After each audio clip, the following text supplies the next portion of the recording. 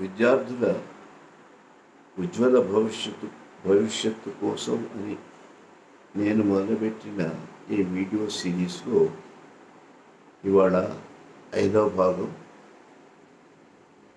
ఎవరైనా పిల్లలు వింటుంటే వారికి, పెద్దలకి, పిల్లల తల్లిదండ్రులకి అందరికీ స్వాగతం, నమస్కారం. నా పేరు నండూరు రామచంద్రరావు. నా మొబైల్ నంబర్ 9949918844 994918918834. ఈ ఎపిసోడ్ చూసిన తర్వాతైనా నాకు మీ స్పందన లభిస్తుందన్న ఆశతో మొదలు పెడుతున్నాను ఇవాళ. అయితే ఈ శ్రమ, ఈ వీడియోలు పోస్ట్ చేయటం అన్నది నేను ఎందుకు చేస్తున్నాను, అసలు దీనిలో నా స్వార్థం ఏమిటి, నా అంతరంగం ఏమిటి అన్నది మీకు తెలిస్తే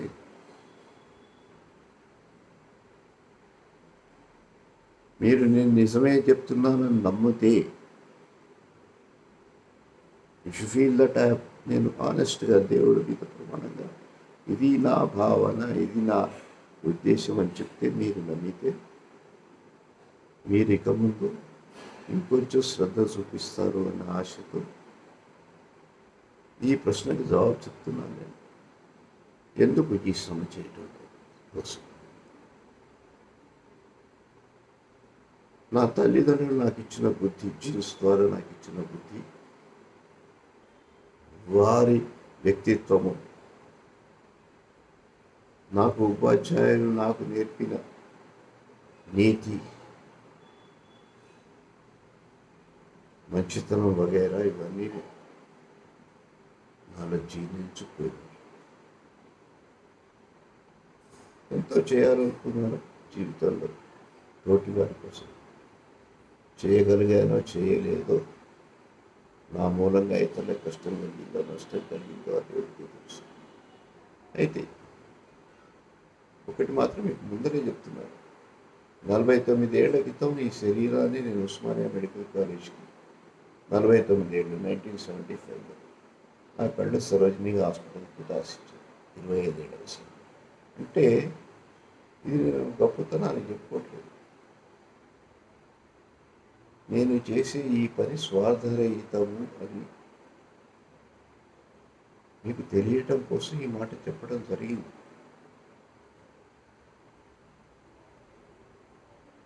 ఇవాటి ప్రపంచం చూస్తే మనకి ఒక్క 2 నిమిషాలు ఆలోచించండి. ఎవరైనా సరే, పెద్దలు కానీ పిల్లలు కానీ, మనం నిజంగా సంతోషంగా ఉన్నాము. ఈ ప్రపంచం సరిగ్గా ఉంది. మన చుట్టూ ఉన్న లోకం, సమాజం, పట్టణం, నగరం, దేశం, ప్రపంచం సరిగ్గా ఉంది. ఎక్కడికక్కడ అవినీతి, స్వార్థం, అరాజకత్వం, వైషమ్యాలు, విరోధాలు,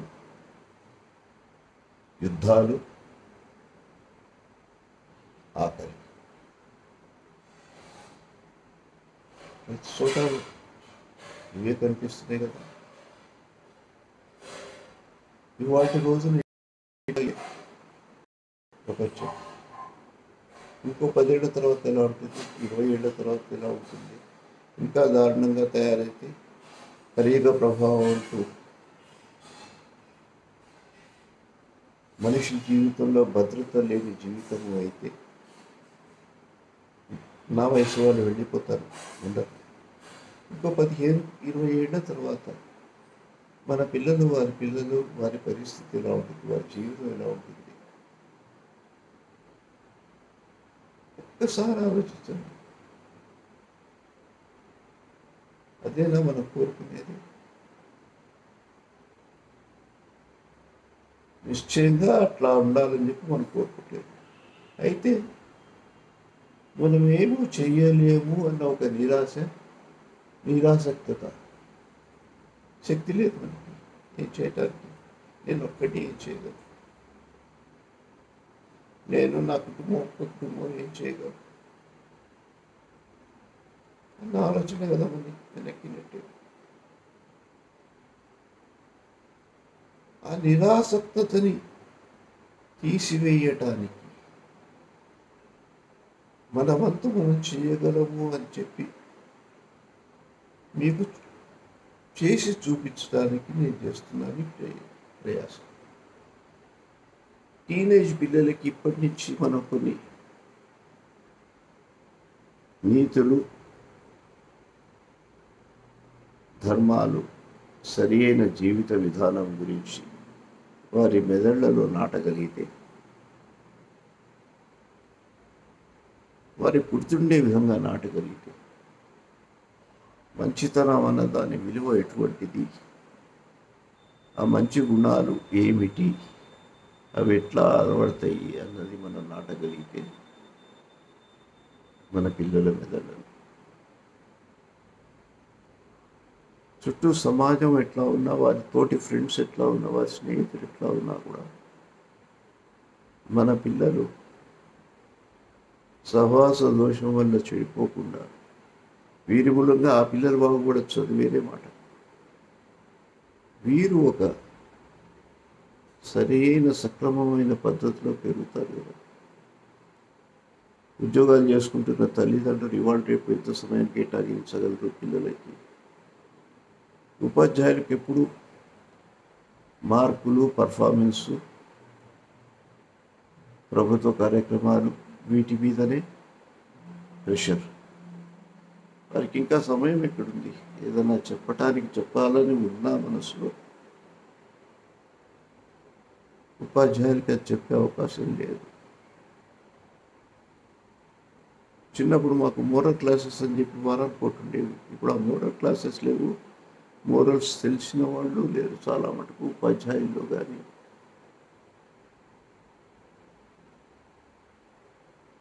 నా వయసు వాళ్ళు ఇప్పటి అధికారులని వాళ్ళని చేతి చూపడం తప్పు. ఎందుకంటే వాళ్ళు మా నుంచి వచ్చిన వారే,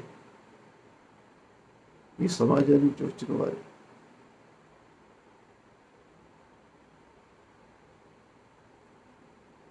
పిల్లల్ని దింపటం కోసం రాంగ్ సైడ్లో బండి నడిపిన వారే, 3-4 కూర్చోబెట్టుకుని.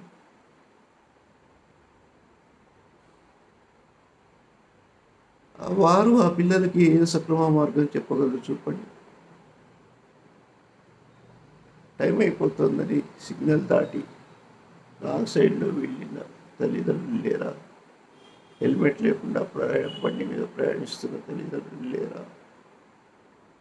ఈ చిన్న వీరి ప్రవర్తన వల్ల ఆ పిల్లలు, ఈ పసి వయసులో ఆ పిల్లల్లో ఏమి నాటుకుంటోంది? కొన్ని చిన్న తప్పులు చేస్తే పర్వాలేదు అని చెప్పి 6 ఏళ్ళు, 7 ఏళ్ళు, 8 ఏళ్ల పిల్లల మనసులో నాటుకుంటే, వారు పెద్దయిన కొద్దీ తప్పుల పరిమాణం పెద్దదై, ఈ తప్పులు కూడా పర్వాలేదు, ఒక ఆడపిల్ల నేర్పిస్తే పర్వాలేదు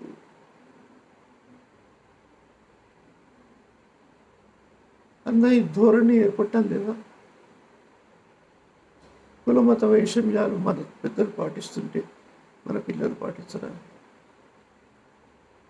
సమాజం చీలిపోవట్లేదా?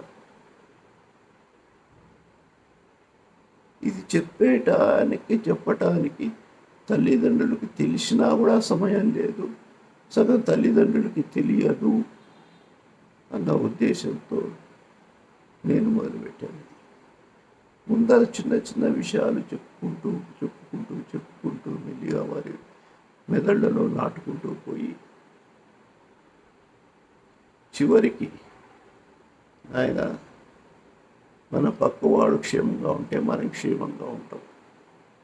మనము మన పక్కవాడు క్షేమంగా ఉంటే ఈ వీధి క్షేమంగా ఉంటుంది. ఈ వీధి అన్నీ క్షేమంగా ఉంటే ఈ పట్టణం క్షేమంగా ఉంటుంది. ఈ పట్టణం క్షేమంగా ఉంటే ఈ దేశం క్షేమంగా ఉంటుంది. ఈ దేశం క్షేమంగా ఉంటే ప్రపంచం క్షేమంగా ఉంటుంది, శాంతియుతంగా ఉంటుంది. ఏబీసీ లాగా అలా చెప్పుకుంటూ పోదామని నా ఉద్దేశం.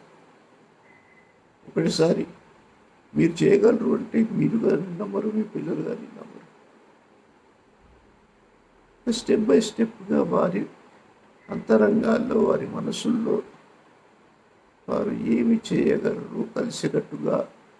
ఒక పిల్లాడు ఏం చేయలేకపోవచ్చు, 100 పిల్లలు కలిస్తే 100 పిల్లలు ఇంకో 1000 మందిని కలుపుకుంటే ఆ 1000 మంది 1,00,000 మందిగా జమ అయితే అత్యాశానికి ఒకటి పిల్లల మనసులో ఏదైనా పడితే అది ఏమి చేయగలరు అన్నది వాళ్ళకి తెలిసినంతగా మనకి తెలియదు. వాళ్ళ శక్తి సంఘటితం కావాలి. పిల్లలు సంఘటితం కావటానికి కావాల్సింది మనమందరము ఒక్కటే, మన ఉద్దేశం ఒక్కటే అన్న భావన వాళ్ళలో ఏర్పడితే పిల్లలు సంఘటితంగా ఏర్పడతారు. ఈ పిల్లలు సంఘటితంగా ఏర్పడిన పిల్లలు వేరే పిల్లలు చెప్తారు. అట్లా ఒక తరం పిల్లలు నేర్చుకుంటే వాళ్ళు వాళ్ళ పిల్లల్ని సరిగ్గా సక్రమంగా పెంచుతారు, ఇంకా మంచిగా పెంచుతారు. అట్లా 2-3 తరాలు జరిగిపోతే మనుషుల దినదిన ప్రవర్తనలో నడవడిలో మార్పు వస్తుందా రాదా ఆలోచించండి. ఇవాళతో ఏ పని కాదు. ఇది ఒక 20 ఏళ్ళు 15-20 ఏళ్ళు కార్యక్రమంగా మొదలు పెడితే మోడీ గారు ఇప్పుడు 1920 2047కి ప్లాన్ వేస్తున్నట్టుగా మనం ప్లాన్ వేసుకుంటే ఎవరి అండాదండా లేకుండా, ఏ రాజకీయ అండాదండా లేకుండా, ఏ మతపరమైన అండాదండా లేకుండా పిల్లలు వారంత వారు ఏది మంచిది ఏది చెడ్డది అని తెలుసుకుని వాటిని వారి మనసుల్లో నిలుపుకుని ఆచరించి ఒక సంయమం కూడిన శాంతి కూడిన సమాజం వైపుగా వెళ్తారు, ప్రయాణిస్తారు అన్నది నా ఉద్దేశం.